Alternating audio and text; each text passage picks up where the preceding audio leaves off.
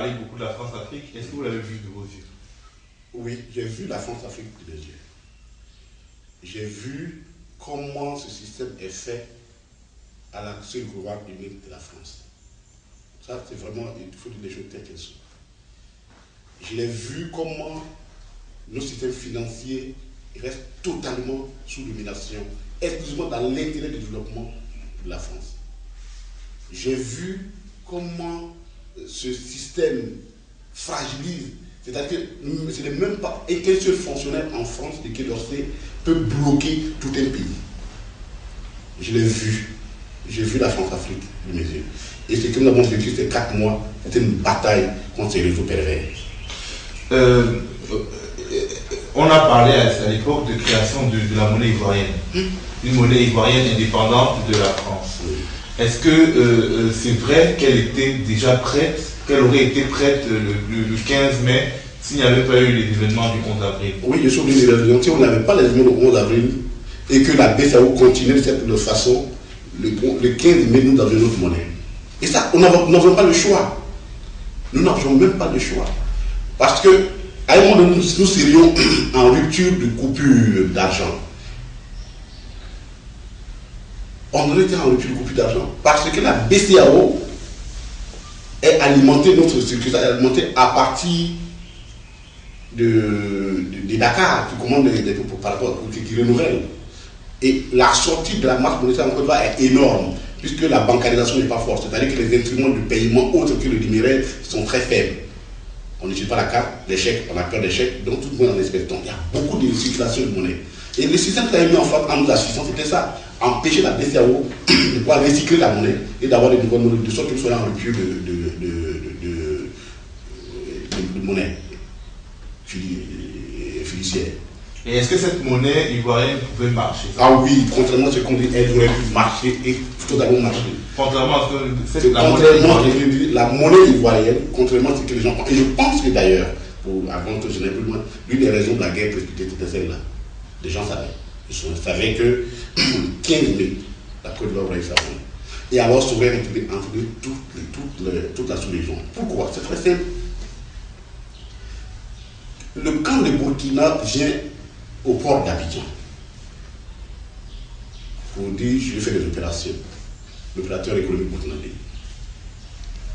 Il est obligé d'utiliser la monnaie ivoirienne. Quand le Malien, le Nigérien vient vendre ses bœufs en Côte d'Ivoire, il est obligé d'utiliser la monnaie ivoirienne. Quand sa population burkinabé qui est là, qui opère en Côte d'Ivoire et qui fait la richesse pour exporter vers leur pays, dans lequel la solidarité africaine, pour laquelle je suis totalement d'accord, hein. Je ne suis pas opposé à cela, la solidarité africaine nous oblige à cela, et c'est la seule façon pour nous en sortir, et de faire en monnaie africaine.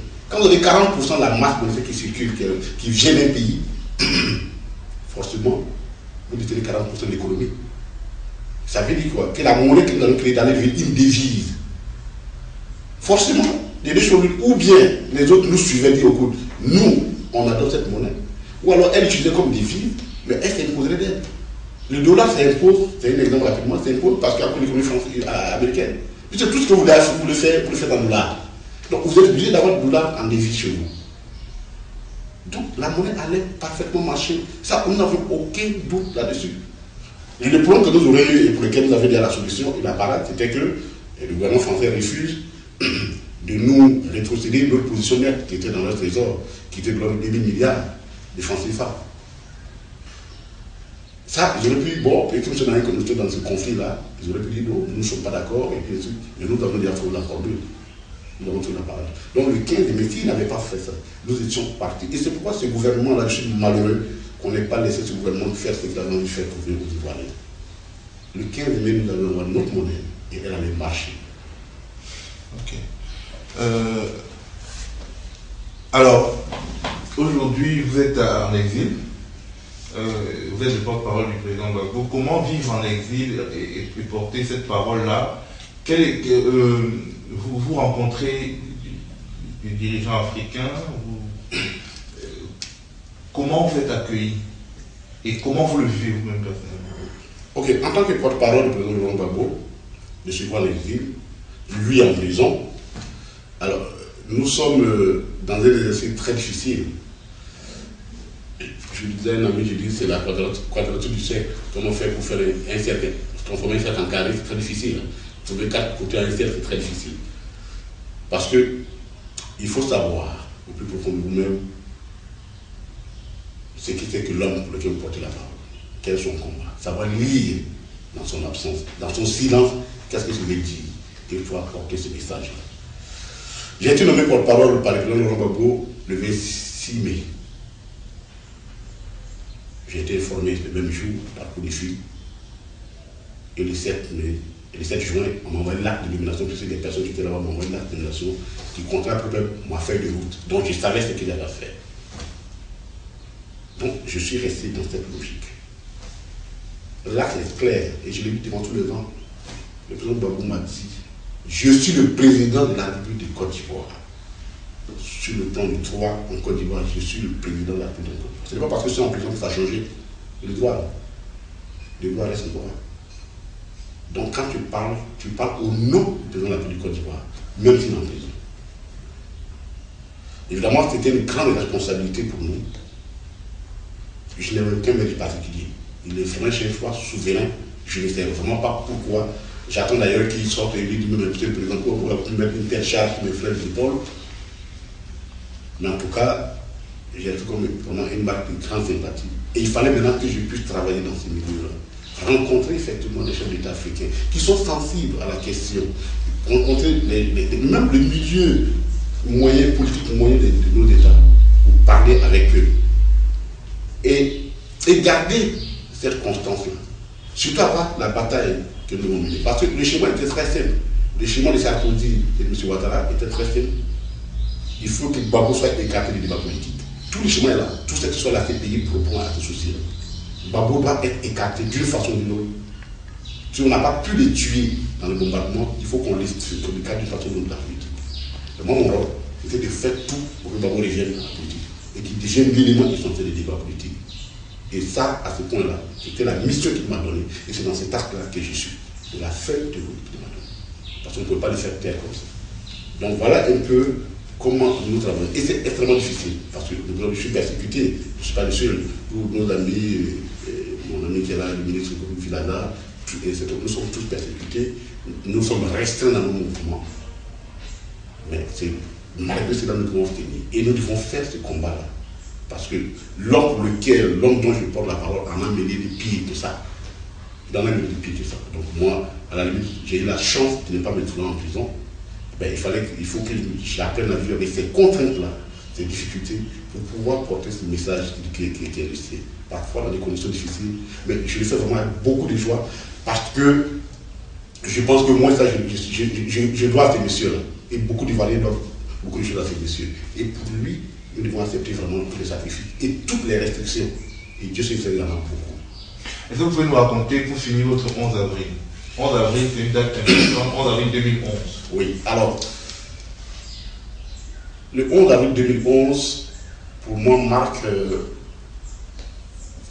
c'est à la fois une date de tristesse, mais une date d'espérance pour moi. Moi, j'ai l'honneur de voir le président le 10 avril. Je voulais me voir de ma cachette. Je me suis masqué et je suis allé rencontrer le président de la République pour le voir. Le président de la République il est resté président de la République avec toute l'autorité qu'il avait. Quand je suis allé le voir, parce que je l'avais vu le 4, je l'ai vu le 31, je l'ai vu le 4 et je l'ai vu le 11, le 10. Quand le 10 est arrivé, j'ai vu la résidence du président de la République. En fait, on ne peut pas être traitement un homme. Comme Gbagbo, dont on connaît son sens d'humanisme, la valeur de son combat, on ne peut pas accepter ça. Tout le pan de la maison était totalement, le palais était, le pan collé à la résidence du chef de l'ambassadeur, c'était déjà fessé. Il y avait la fumée. Le pan collé à la résidence de l'ambassadeur de France. De France, l'ambassadeur de France. C'est tombé. On m'a montré le lieu où le porte-parole des forces militaires, le colonel Babri, a été tué par des snipers portés depuis la résidence du chef de la résidence de l'ambassadeur de France. On m'a montré le lieu. Je suis rentré dans la résidence. Mais j'ai rencontré un homme. Et c'était ce jour-là, quand j'ai sorti, d'où dit ce monsieur, d'où il dit cette force et cette conviction. Ça fait sur 10 jours, il était sur le bombardement. Mais vous lui parlez et vous ne voyez aucune rancune, haine ou ressentiment en lui. Il continue de nourrir des ambitions. Il m'a donné des instructions pour nourrir les ambitions de la Côte d'Ivoire.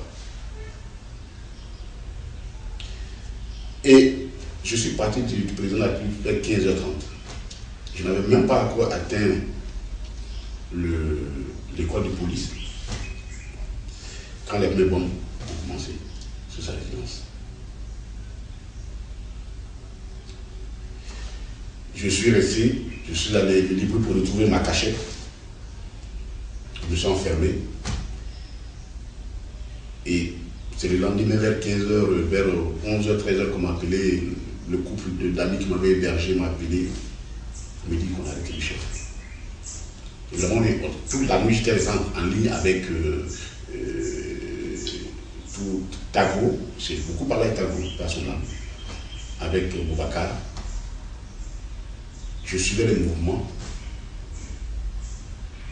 Et puis quand on m'a dit que je l'ai vu à la télévision, cette image qu'on a voulu humilier, j'ai eu ce sentiment-là.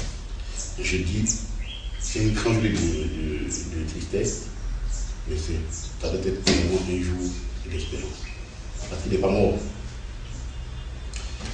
Et c'est là qu'on me rappelle le soir. Je fais un coup de fil, ils me disent qu'on me demande d'aller nous retrouver qu'il y a l'ONU nous demande de nous retrouver à l'hôtel, dans un hôtel de la place, sous sa protection. Alors ça, j'ai trouvé ça, pour moi, c'était la dernière provocation du tout.